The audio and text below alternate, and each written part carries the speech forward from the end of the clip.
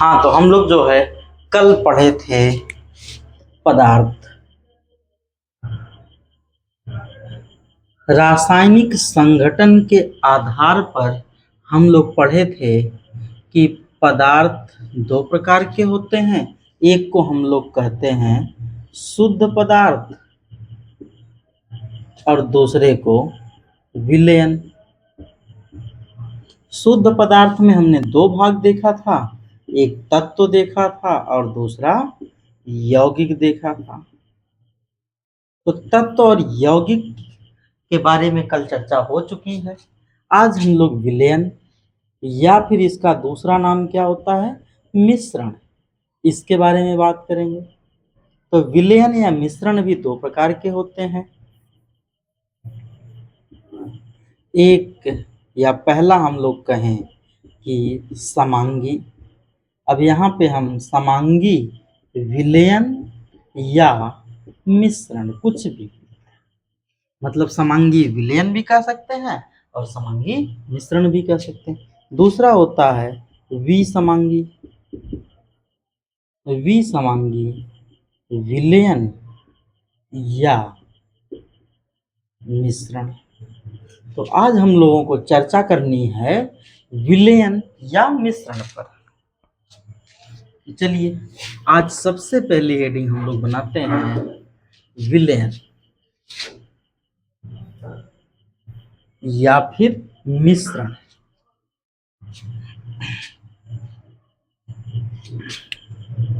देखिए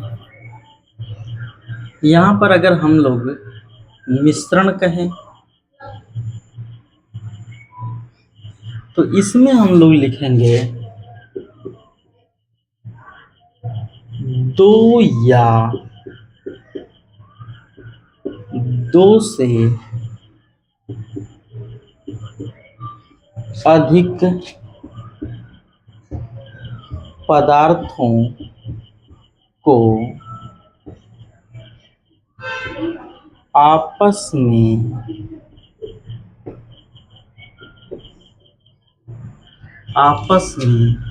मिलाने पर मिश्रण प्राप्त होता है। ठीक, दो या दो से अधिक पदार्थों को आपस में मिलाने पर मिश्रण प्राप्त होता है।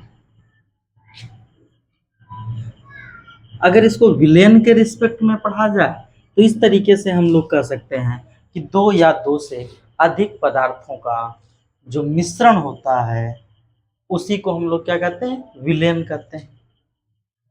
यह कितने प्रकार का होता है, दो प्रकार का होता है। पहला क्या है, समांगी। पहला क्या है, समांगी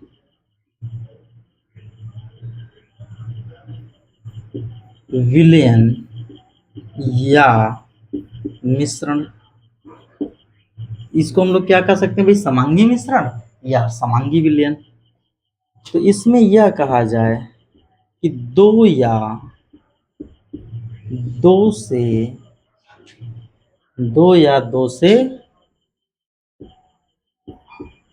अधिक पदार्थों का समांगी मिश्रण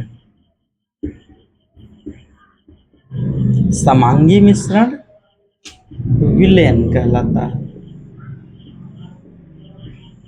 विलयन कहलाता है। देखिए दो या दो से अधिक पदार्थों का समांगी मिश्रण विलयन कहलाता है या फिर समांगी मिश्रण कहलाता है। अब इस समांगी आपको थोड़ा सा परेशान कर सकता है कि इसका मतलब क्या है। देखिए जब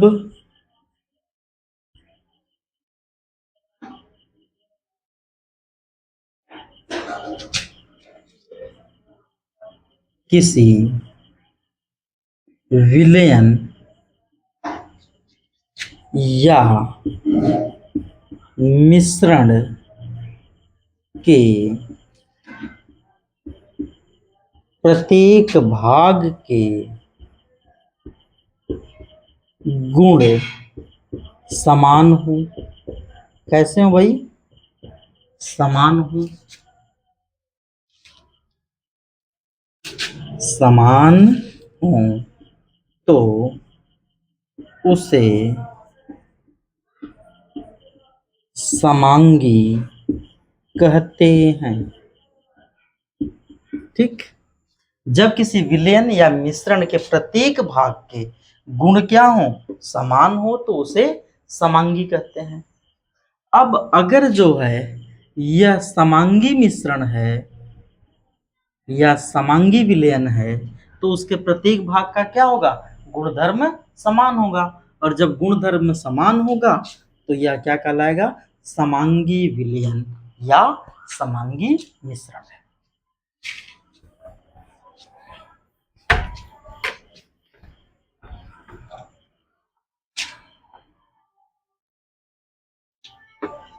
देखिए, अब उसके बाद चलिए, अच्छा इसको हम थोड़ा और क्लियर कर देते हैं।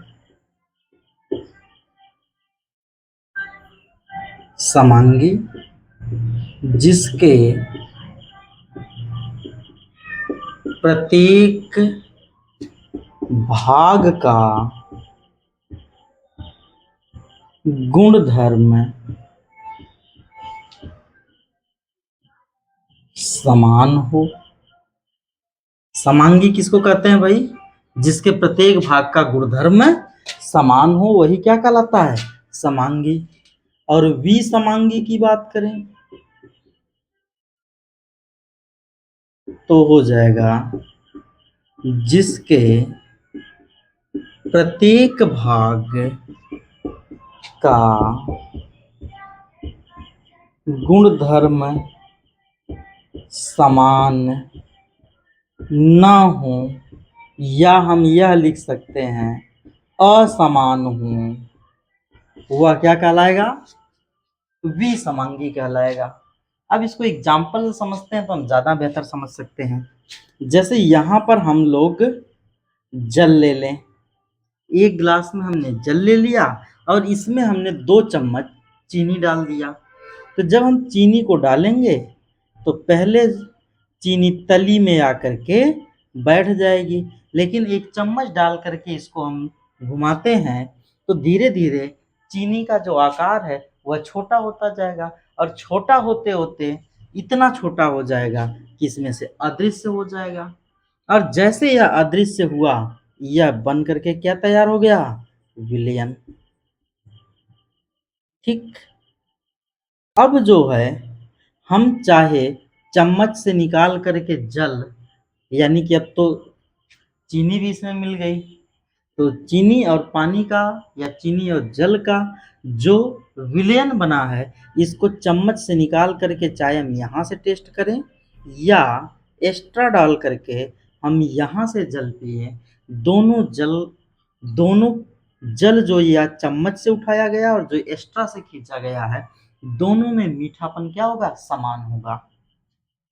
इसका हम किसी भी तरीके से अध्ययन करेंगे तो दोनों जल के गुणधर्म क्या होंगे, समान होंगे। इसलिए इस विलयन को हम लोग क्या कहेंगे, समांगी विलयन।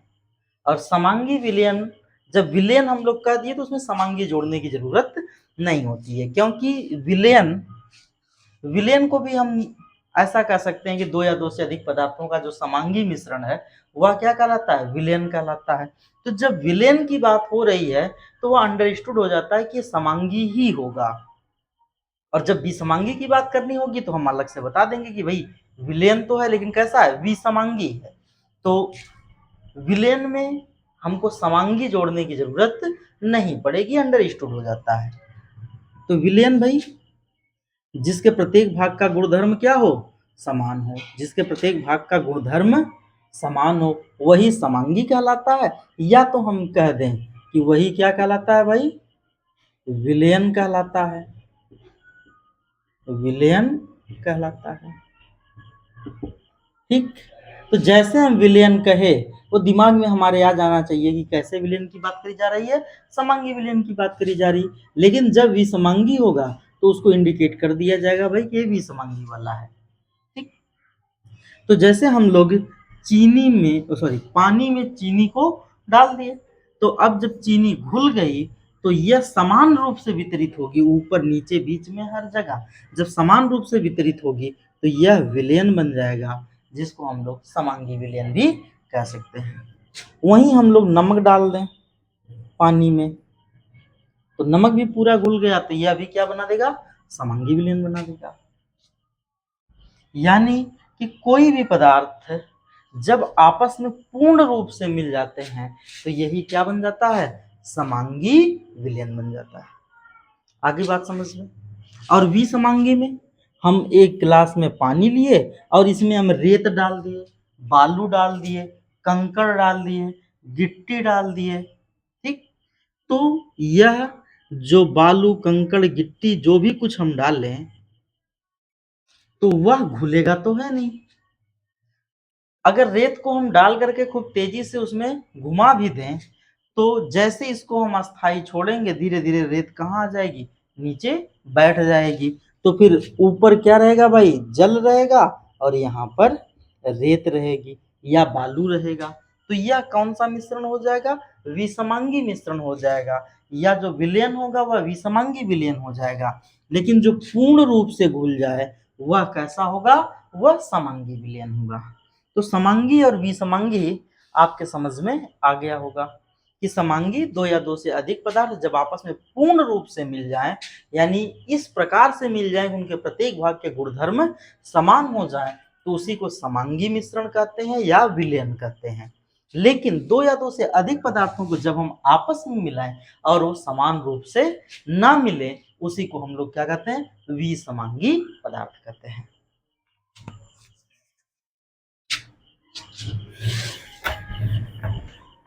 चलिए विलयन के बारे में थोड़ा सा और हम लोग डिटेल में पढ़ लेते हैं भाई।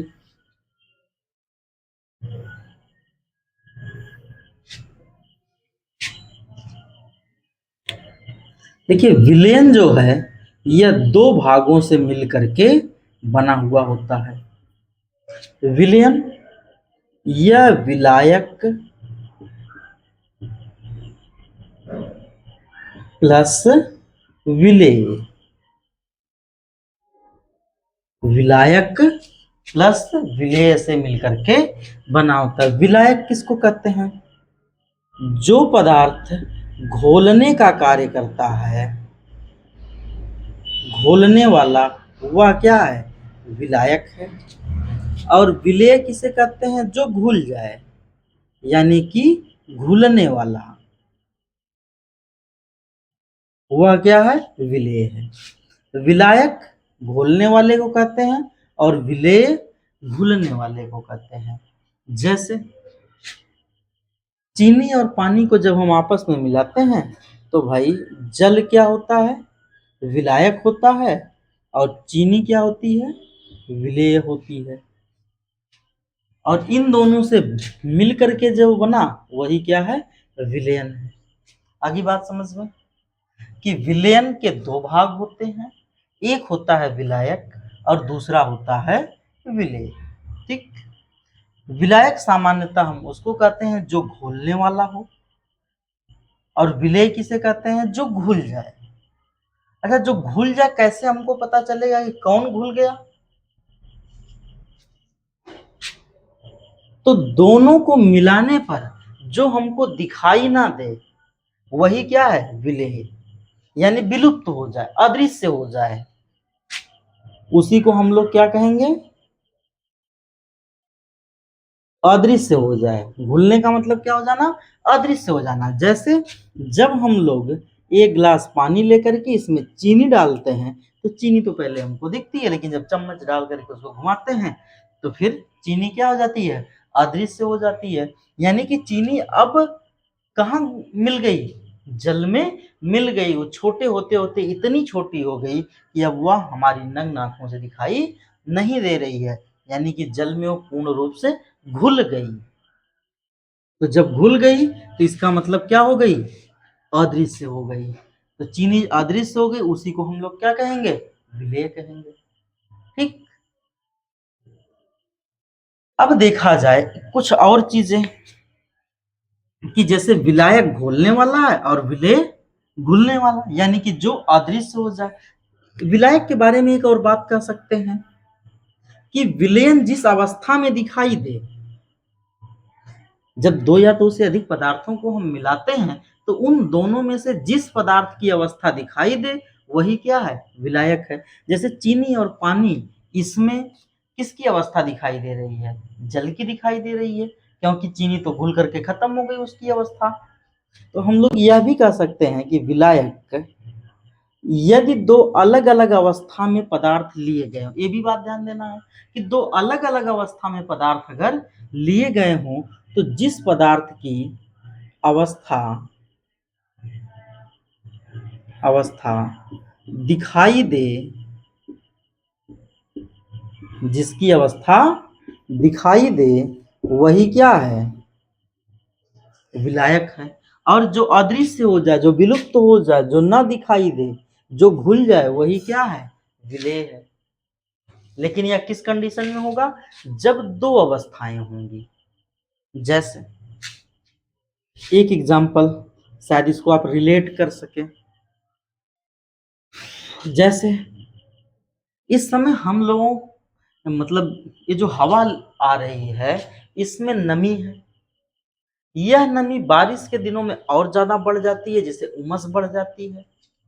तो जो वायुमंडल की वायु है जिसमें हम हैं उसमें क्या होती है, उसमें होती है भाई नमी। ठीक, बारिश के मौसम में यह नमी बहुत ज्यादा बढ़ जाती है, जिससे पसीना हमारा जो है सूखता नहीं है और हमको उमस वाली गर्मी लगती है। गर्मी के दिनों में लगभग जो है नॉर्मल स्थिति रहती है। ठंडी के दिनों में यह हवा एकदम से सूख जाती है। जब हवा सूख जाती है तो यह हमारी त्वचा से जब सूखी हुई हवा टकराती है तो हमारे शरीर के नमी को उड़ा ले जाती है, जिसके कारण हमारी त्वचा पर ड्राइनेस बहुत ज़्यादा आ जाता है। तो ठंडी के समय में फिर हम अपनी त्वचा पर तेल, क्रीम या आदि का प्रयोग करने लगते हैं कि हमारे त्वचा की नमी बची रहे।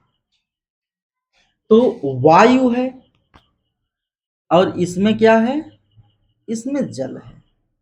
ठीक, तो अब जब वायु में जल घुला हुआ है, यानी जब वायु हमसे टकराती है तो हमको ये थोड़े फील हो रहा है कि हमको जो है मतलब चेहरे पे फब्बारा लग रहा है पानी का, तो पानी तो दिखाई नहीं देता। लेकिन पहले पानी दिखाई देता था, हवा वैसे भी हमको नहीं दिखाई देती, लेकिन पानी तो हमको दिखाई देता है ना। लेकिन जल में जो वायु में जो घुला हुआ जल है, यानी कि जिसको वायु की नमी कहते हैं, जल तो हमें दिखाई देना चाहिए लेकिन जल हमको दिखाई नहीं देता। यानी वायु और जल को, इसको वायु और जल अर्थात नमी जो वायु की है, इसमें देखा जाए तो यह पहले भी नहीं दिखाई देती थी लेकिन जल तो दिखाई देता था ना। जब दोनों आपस में मिले तो जल क्या हो गया, यह अदृश्य हो गया। तो यह अदृश्य हो गया तो विलेय यहाँ पर जल है और विलायक क्या है, वायु है। ठीक, अब इसी का उल्टा कर दे।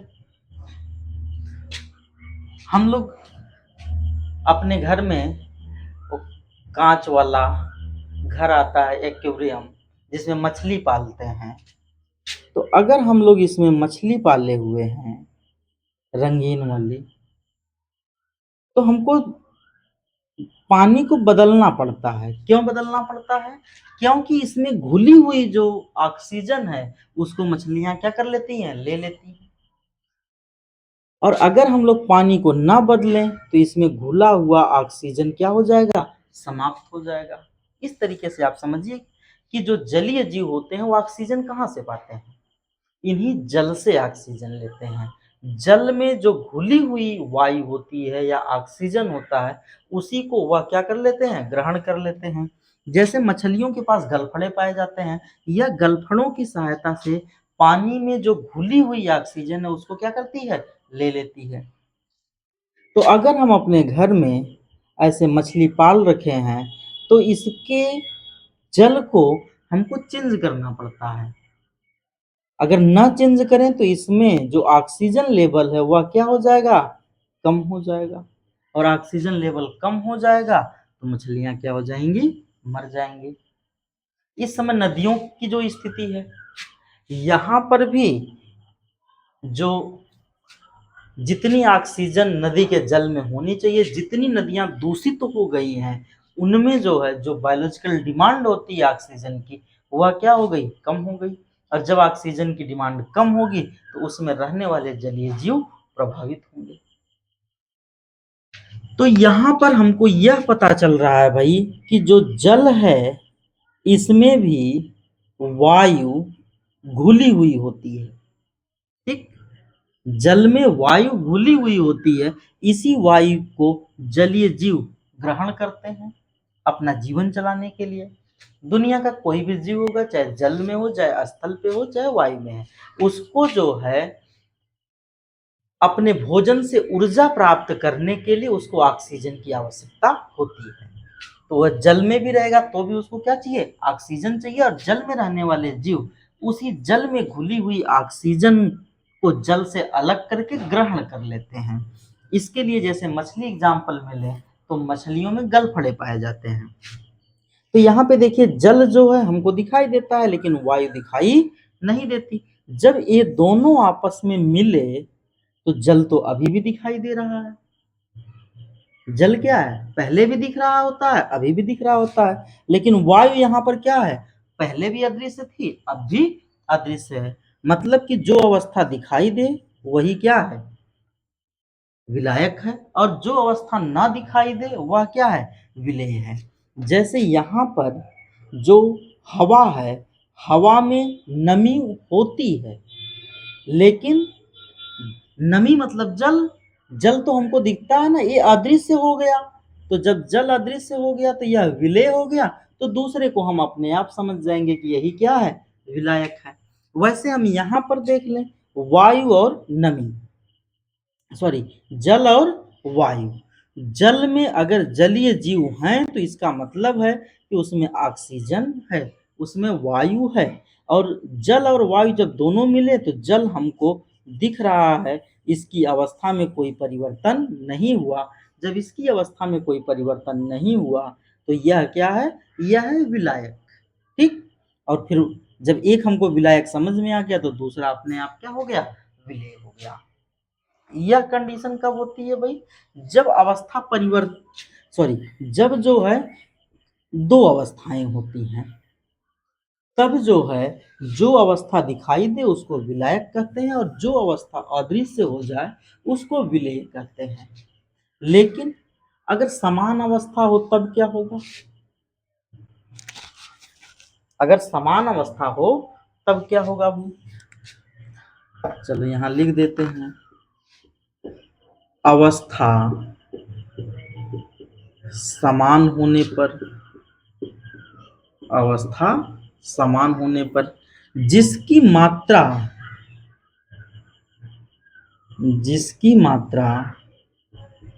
अधिक होगी वह क्या होगा, विलायक, और कम मात्रा यह होगा विलेय। ठीक, मात्रा अधिक हुई तो वह होगा विलायक, और मात्रा कम हुई तो वह होगा विलेय। ठीक, जैसे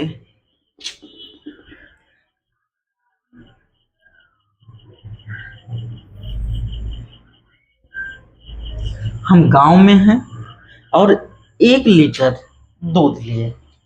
अब 1 लीटर दूध लिए तो जिससे हमने दूध लिया वह क्या किया कि 800 ml दूध दिया और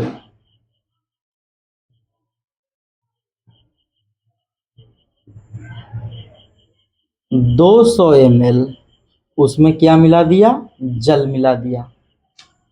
ठीक, 800 ml उसने क्या दिया, दूध दिया, और 200 ml उसमें पानी मिला दिया। जब 200 ml पानी मिला दिया तो भाई दूध में पानी मिलाते ही हैं, कोई नई बात थोड़े है, तो मिला दिया पानी। अब यह हम तो पूरा दूध कह रहे हैं ना, लेकिन इसमें कितना मिला है, 200 ml जल भी मिल गया है। तो इसमें मात्रा किसकी ज्यादा है, मात्रा दूध की ज्यादा है, तो यह क्या हो जाएगा, विलायक हो जाएगा।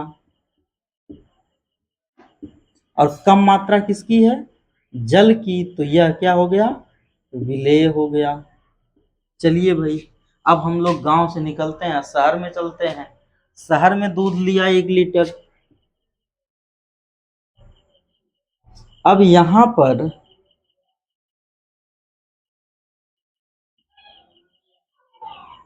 400 ml दूध है।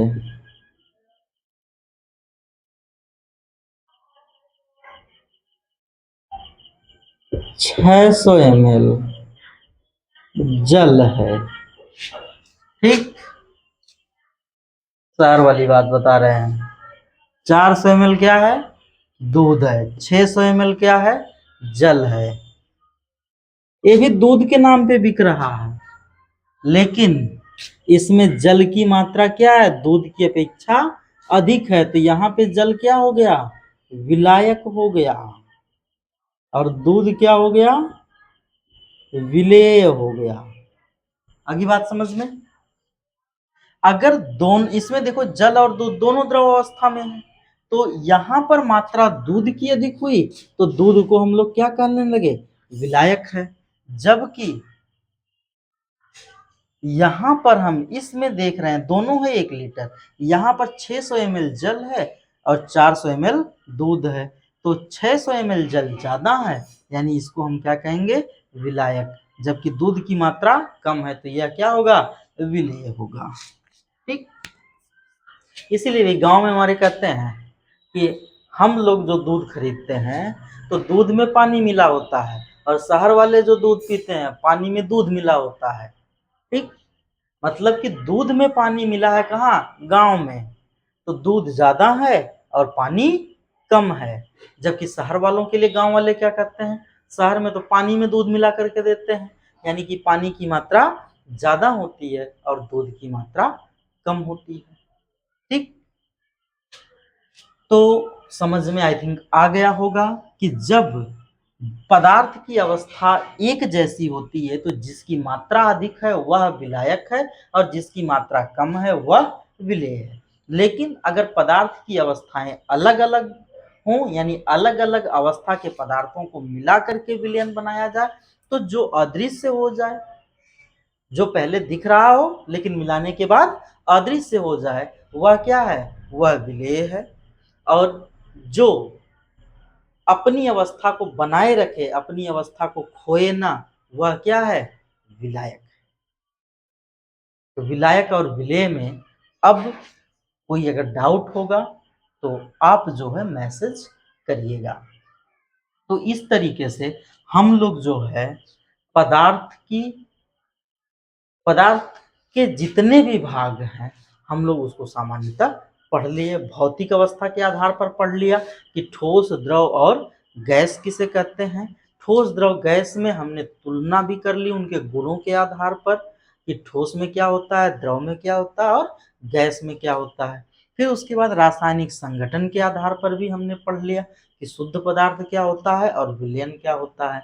शुद्ध पदार्थ में भी पढ़ लिया कि तत्व किसे कहते हैं और यौगिक किसे कहते हैं। विलयन में पढ़ लिया कि जो समांगी विलयन है और विसमांगी विलयन है यह क्या है। तो इस तरीके से पूरी के पूरे पदार्थ के बारे में हम लोग पढ़ लिए।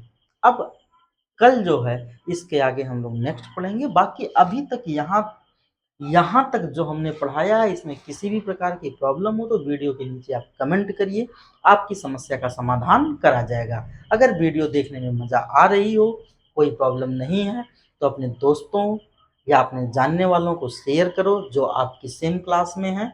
ज़्यादा से ज़्यादा लोगों को जोड़ो कि जिससे पढ़ने में मज़ा आए। दूसरी बात कि नोट्स आप अवश्य बनाओ।